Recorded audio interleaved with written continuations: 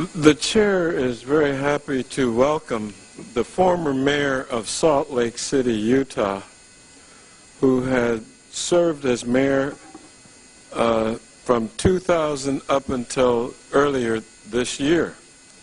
And after he left just recently, he founded an organization called the High Road for Human Rights, dedicated to facilitating grassroots advocacy on issues of torture, genocide, global warming, and human trafficking. He now serves as that organization's president. He is known to many of us in the Congress, and we welcome him. Thank you, Mr. Chair, members of the committee. I'm honored to address you today, and along with millions of others, am pleased that you are considering your solemn responsibility to ascertain and disclose to the American people the nature and scope of egregious abuses of power by the administration. Ascertaining and disclosing the truth about these matters is vital in order to restore the rule of law and the crucial role Congress plays in a system of checks and balances that has been utterly eviscerated. We still have no idea about the nature and scope of the administration's felonious, warrantless wiretapping program. We don't know if dozens, thousands, or millions of Americans have been victims of the illegal spying initiative. How were those communications used? Were my communications intercepted? Were yours? We, the American people, are entitled to know. United States agents have illegally tortured detainees and have kidnapped, disappeared, and tortured or caused others to torture people around the world, including some like Maher Arar and Khaled al-Masri, who had no connection whatsoever to terrorism. However, the American people have not learned how this unprecedented, blatantly illegal program operated, whether it is continuing, or the consequences suffered by the people who have been subjected to these monstrous human rights abuses. Because the courts have blindly accepted the perpetrator's invocation of the frighteningly overbroad state secrets doctrine and summarily dismissed cases challenging these illegal human rights abusing practices, the American people will learn the truth only if Congress meets its responsibilities.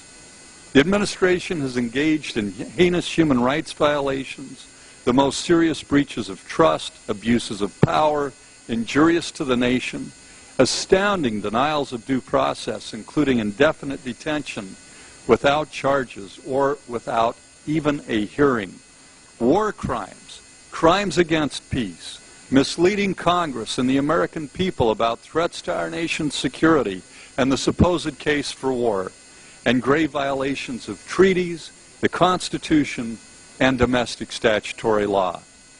What are the potential remedies? First, there has never been a more compelling case for impeachment. Nothing would speak so loudly regarding the principled, nonpartisan commitment of our nation to the rule of law and to our jealous embrace of our constitutional democracy. I urge the consideration by Congress of federal legislation that would instruct the courts they are not to consider signing statements when determining the meaning of legislation, and provide that no one can rely upon signing statements or opinions of the Office of Legal Counsel as a defense for a violation of the law. I also urge Congress to seek a declaratory judgment as to the legal effect of the administration signing statements. Some members of the administration appear to be bent on attacking Iran. I urge Congress to reassert its vital constitutional role and not just send letters of concern, not just make threats about initiating impeachment proceedings, but forbid by a criminal statute with severe penalties any attack against Iran, except as permitted under the United Nations Charter and the Constitution, absent explicit authorization by Congress. Special prosecutors should be authorized, designated, and assigned to investigate and prosecute violations of the law by members of the administration. Legislation strictly limiting the application of the state secret doctrine should be urgently considered in order that the courts will once again provide a meaningful check on abuses of power and violations of the law by members of the executive branch. Severe punishment should be provided for any government agent who engages in or authorizes torture or cruel, inhuman, or degrading treatment of any person being detained anywhere without exception. Congress should make clear what process must be followed before any U.S. treaty obligations are violated or terminated by any member of the executive branch, and provide for sanctions in the event such process is not followed. Vital to our constitutional democracy and to our political and moral standing throughout the world is a comprehensive consideration by Congress of what is to be done for the sake of accountability, and to ensure that the horrendous damage to our nation and to much of the rest of the world as a result of the illegal and abusive misconduct of administration officials. Mr. Chairman, the gentleman's time has expired. Again repeated.